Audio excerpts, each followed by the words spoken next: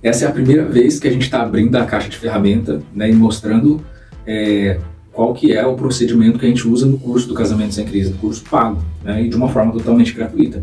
Então a pessoa que ela tiver a possibilidade de estar aqui, de assistir todo o curso, ela vai aprender de uma forma prática o como que ela pode executar uma restauração de casamento através de um processo totalmente validado que eu uso, que é o mesmo processo que eu uso no curso até hoje.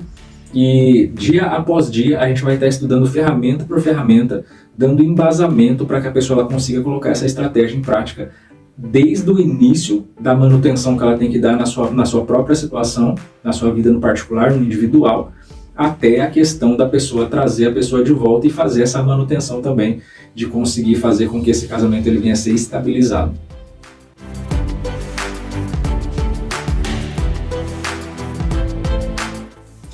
A primeira coisa é que nós temos uma metodologia individualizada para cada uma das 4 etapas de crise de casamento. A segunda coisa é que nós não ensinamos nem nova versão e nem mudança. Nós trabalhamos com transformação. Isso só é possível através do alinhamento das 3 esferas do todo, espírito, alma e corpo. Diferente dos outros que ou são cursos ou são encontros, o Casamento Sem Crise ele atende a demanda de acordo com a necessidade da pessoa. Desde a questão teórica, cursos, encontros ao vivo e as sessões terapêuticas individuais também.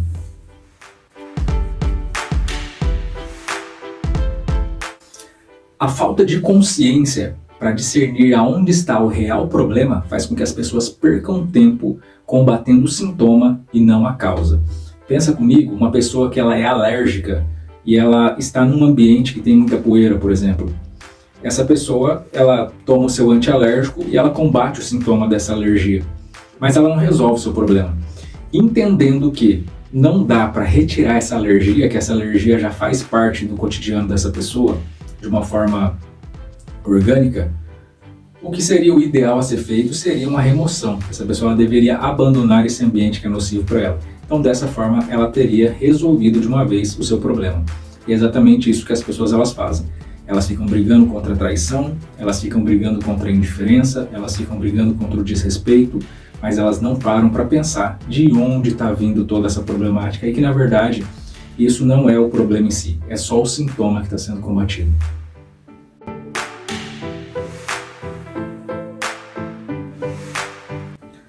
O casamento acaba pela falta do alinhamento das expectativas, fazendo com que os cônjuges se sintam incompatíveis. E a restauração acontece através da resolução das necessidades não atendidas, mediante a renovação de mente.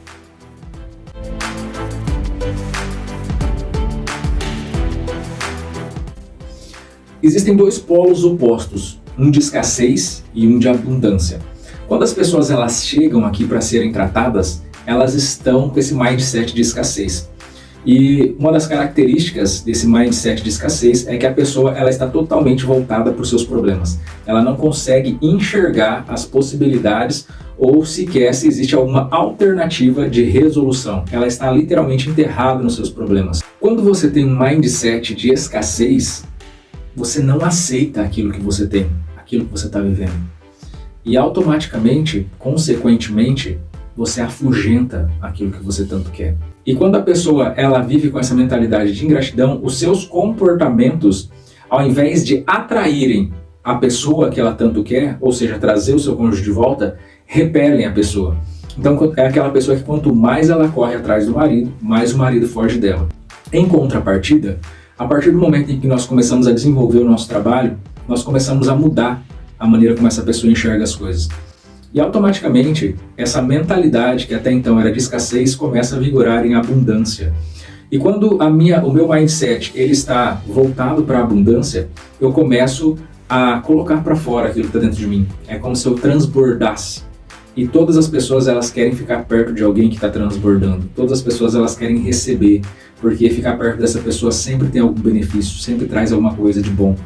Então, automaticamente, quando a gente começa a viver nesse mindset de abundância, as coisas elas vêm naturalmente. É por isso que quando você ouve os testemunhos, você percebe que as pessoas elas falam assim, por mais que eu não acreditasse, ele voltou. E ele mesmo voltou, eu não precisei ir lá, eu não precisei me humilhar, eu não precisei pegar no pé dele, eu não precisei, sabe, fazer nada daquilo que normalmente eu estava fazendo. Eu simplesmente precisei mudar a maneira como eu estava agindo, a maneira como eu percebia as coisas, e quando eu menos esperava, a pessoa voltou com as suas próprias pernas, entendendo todos os acontecimentos, e de uma forma que parece miraculosa. E aí a gente cai naquela questão que eu sempre falo para vocês. A gente espera tanto um milagre, quando na verdade, talvez o que Deus esteja esperando é que você seja esse milagre para sua família.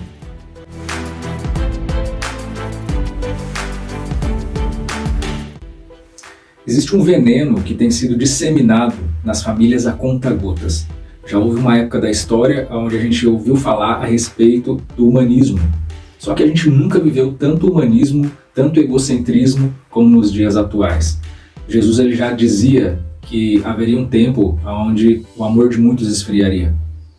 E o Bauman, ele também fala a respeito do amor líquido, onde tudo é descartável. Então hoje em dia nós vivemos numa época onde nada mais se conserta.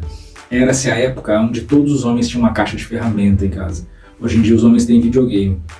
Nada se conserta mais. Hoje em dia os relacionamentos são descartáveis, os casamentos são descartáveis, as pessoas são descartáveis, nós somos descartáveis. Sem parar para pensar que nós também fazemos parte dessa sociedade que é antifamília. E já dizia Rui Barbosa, que a família é a célula máter da sociedade. E de uma forma a entender o nosso contexto, quando você consegue enfraquecer as famílias, através da ideologia que nós temos vivido nos dias de hoje, automaticamente você consegue enfraquecer toda a sociedade. E uma sociedade fraca, ela é facilmente manipulada e levada para onde se quer.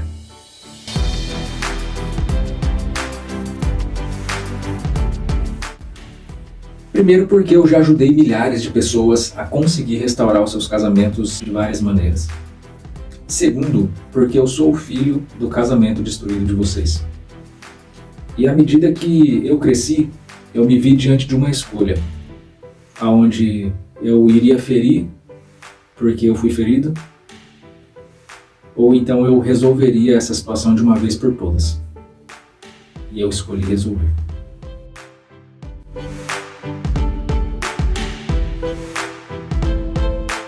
É muito simples. Você pode simplesmente entrar aqui no Instagram. Quando você entrar aqui na minha página, você vai ver essas bolinhas aqui embaixo escrito atendimento, curso Casamento Sem Crise, depoimentos, destaques, que você vai ver um monte de gente dando depoimento a respeito dos seus testemunhos, fora os outros vídeos que você vai encontrar por aí também.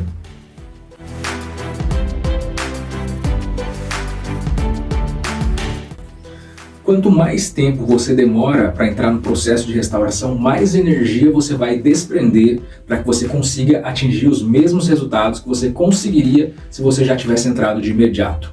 Quando é de imediato, Júnior? Na hora que você tem esse feeling de entender, eu quero meu casamento de volta, eu quero restaurar meu casamento. Pode ser que você esteja assinando ali o seu papel do divórcio, mas você esteja na sua mente, eu não vou deixar esse casamento cair e sair por entre os meus dedos. Entende?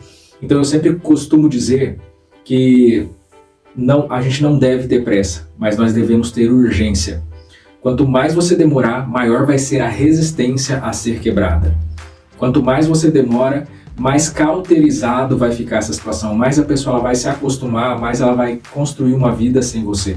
Então, o quanto antes eu entro no meu processo de restauração de casamento, menos eu vou desprender energia e mais rápido eu vou conseguir concluir o meu objetivo de restaurar o meu casamento.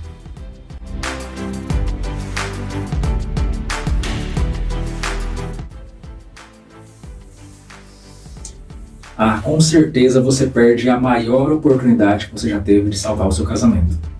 E o pior de tudo, ainda ter que conviver depois com o arrependimento de saber que alguém já estendeu a mão e falou que iria te ajudar, que iria te colocar onde você tanto quer, e você perdeu essa oportunidade. Então eu acho que a dor de depois você viver com esse arrependimento é pior até do que você não ter feito o seu casamento dar certo.